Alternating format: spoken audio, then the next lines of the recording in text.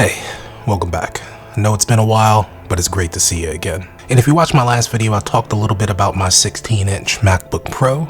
And as much as I love the Mac, it's actually just a little bit too bulky to carry every day. Sometimes I just want a lighter load. And on those days, I'm using my 11-inch iPad Pro with the Magic Keyboard. And in those situations, when I have my iPad, but I still want access to Mac OS, I actually use it to remote into my MacBook at home. And in this video, I'm going to show you how I do that with the Screens 5 app. But before we get started, if you enjoy content like this, consider subscribing to the channel. We are on our way to 1,000 subscribers, and I would love your help getting there, but let's jump into it.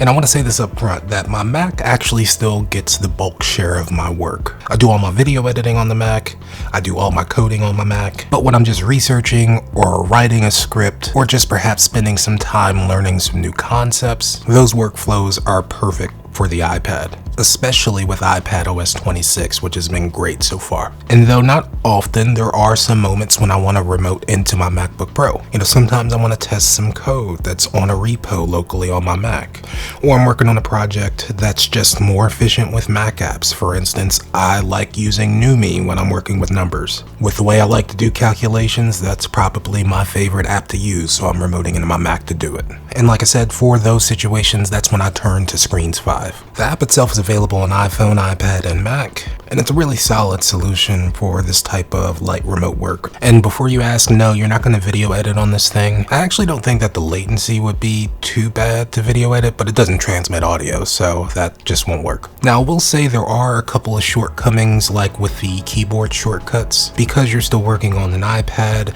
the native keyboard shortcuts are going to override anything that you do on the Mac, and you can set screens up to configure some of those keyboard shortcuts so you can still access them from the keyboard on the iPad, but it's definitely a challenge and it takes some getting used to for sure. And because I opted for the cellular iPad, it's like I have a little 11-inch MacBook Pro wherever I go. Now, to be clear, your Mac does have to be charging at home, but if you're using a portable, your Mac does not have to be open. This will work in clamshell mode, no problem. And on those lighter carry days, I do think that the cellular gives this solution more viability, because when I'm out and at coffee shops, yeah, there's access to Wi-Fi, but I don't necessarily need to rely on it, and I don't have to worry about the hotspot draining the battery on my phone or anything like that.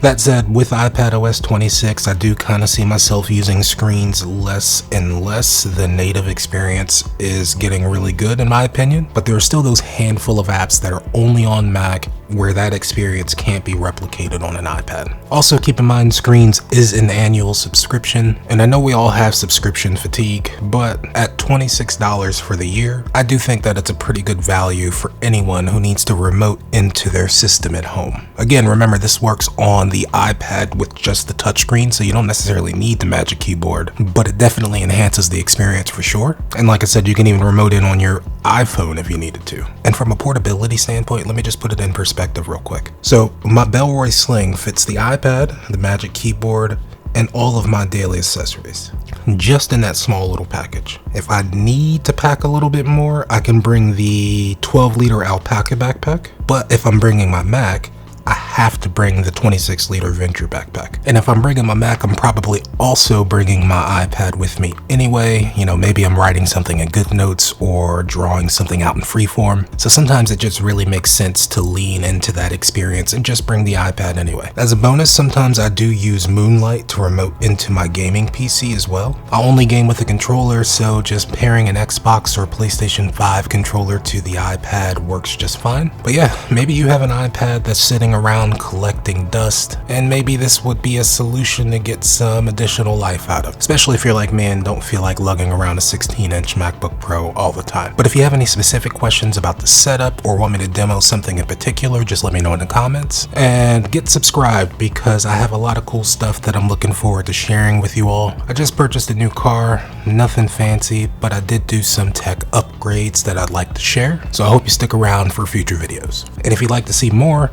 YouTube thinks you're gonna love this video here. Otherwise, I'll catch you in the next one. Later.